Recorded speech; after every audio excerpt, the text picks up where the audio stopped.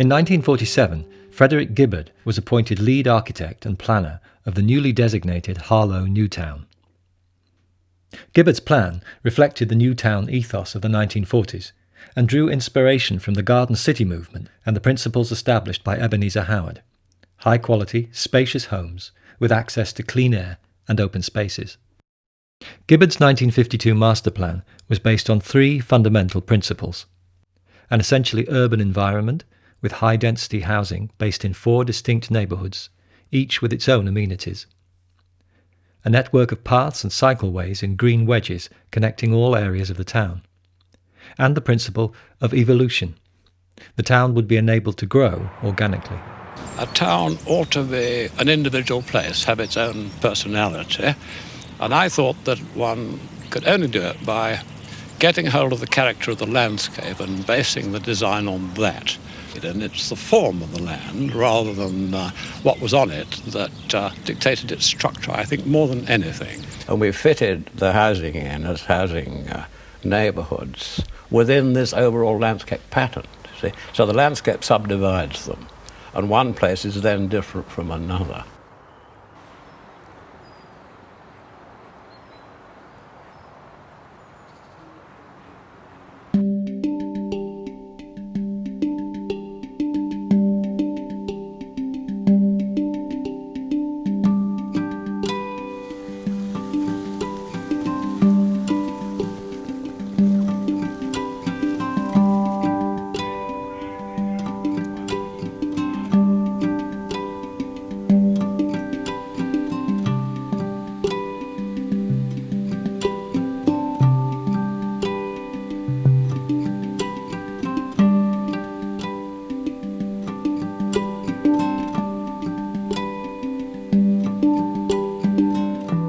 Town planner Maurice Ash, who initially suggested that the Harlow Development Corporation should commission sculpture for the new town. Ash and Gibbard were founding members of what became the Harlow Art Trust.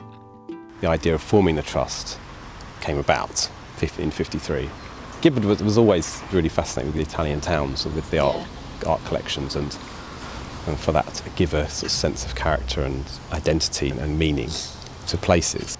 So the first commission with Hepworth, or that raffling of that first piece, Gibbard was really instrumental in making sure that piece came here.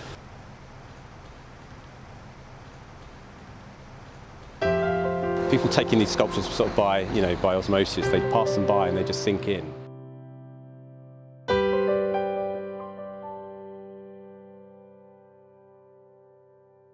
The relationship with people and culture, and certainly the sculptures, is quite an interesting one. I remember growing up, it sounds strange as a 22-year-old saying you're interested in sculpture and culture, but when I was growing up, these sculptures were kind of things to play on, things to climb on. I remember growing up in Cleveland, and there being this amazing Barbara Hepworth sculpture. But when I was 5 or 7, it was the only thing it was for me was a climbing frame, and we would all climb on it. And I think so. People, I think, in Harlow are much closer to culture and sculpture than you would they would themselves think, because you've grown up around it and it's so familiar to you. It's part of your home. It's almost like the furniture. In Harlow, we're very lucky. All the schools have almost sponsored a sculpture, in the sense that they've got one, and they're creating artwork around this piece of sculpture that they've chosen. So that's been really exciting to see, and see younger audiences who perhaps haven't had the chance to engage with sculpture as much in the past, giving them the chance to do that. We're just completing a big project of new signage for the collection, and we've developed a new map and website so that the collection is much easier to find and find out about. From the beginning, the idea of artists in residence was central to the ethos of the Trust. So the neighbourhood centre, the Stowe, was the first one that was built, and it was kind of built around this old manor house, which is quite typical Harlow. You've had these kind of older village settlements that the new town was then sort of retained and built around. And but this piece was number 2 in the collection, and it was carved by Mary Spencer Watson in situ. And she had like a caravan. Oh, wow. Yeah, she had like a caravan and would come out every morning and start carving and it's meant to represent the teacher or the community sort of leader, teacher. And I think it was about trying to sort of get this sense of a community centre.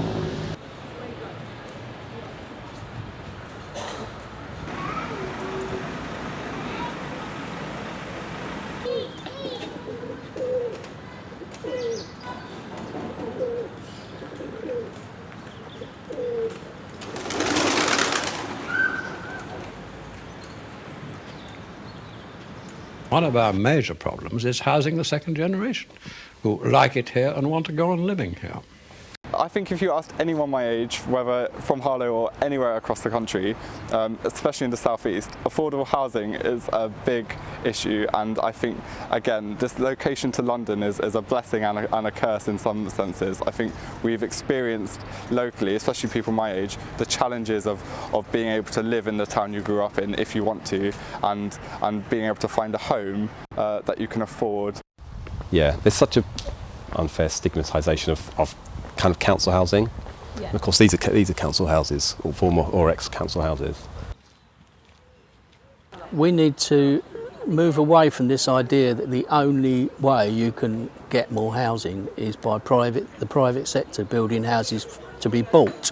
We need to move to a situation where building new council houses and refurbishing existing estates is seen as a valuable investment for the community, and we need help from the government, just as governments in the 50s and the 60s considered investment in public housing as quite a normal and proper thing to do. We need to move back to those days, because one thing is certain: the private sector cannot solve the housing shortage in this country.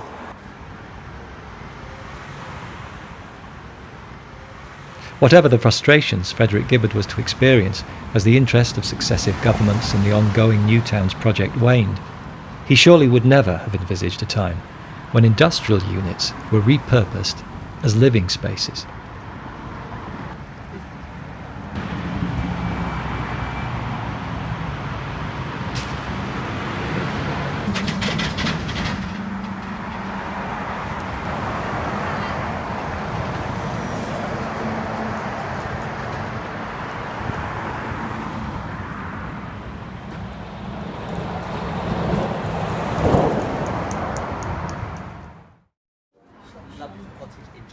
If permitted development is not delivering the new homes that are needed, then the award-winning development at Newhall demonstrates what can be done by following more closely the spirit of Gibbard and Howard's planning principles.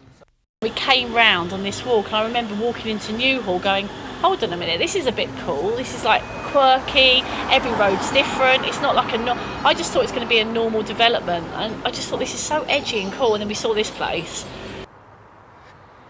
The mines were almost pushing us to upgrade the quality of the public realm.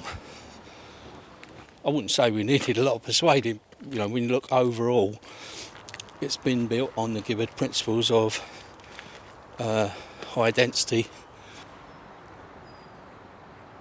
How the mines did this was with Roger Evans. They designed the layout, and then they divided the plots into tranches.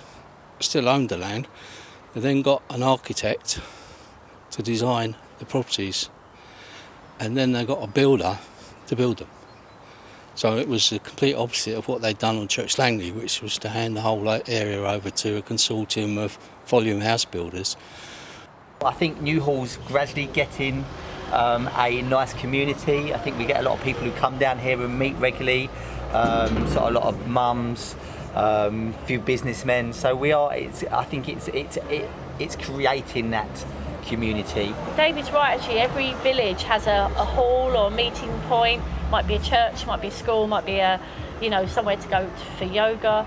And we realised that this little place is kind of that place. Well, you can get the idea of the permeable layout. Yeah. You know, it's like an old town. You get this sort of haphazard layout because it's built up organically rather than being planned like a grid. The Harlow and Gilson Garden Town project came about as a result of the duty to cooperate between the 4 authorities that make up our housing market area. Obviously it made sense from a planning principle point of view, building, growing existing communities rather than building unsustainable developments in the countryside.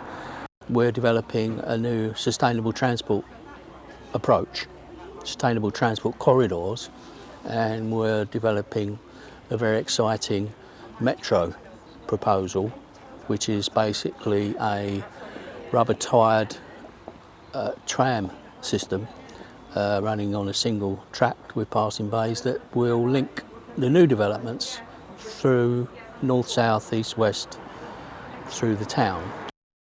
Looking back at the history of Harlow, you know, from its origins, people were able to move to the town and almost pick any house they wanted.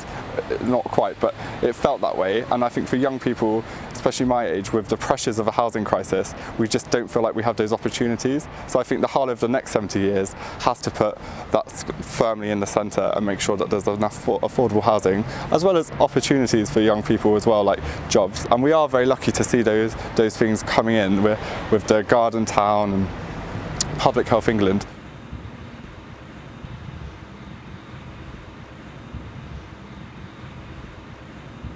We need to make sure that the benefits of the Garden Town also come to the existing residents of Harlow, because they need improvements to their life just as much as the people who are going to move here.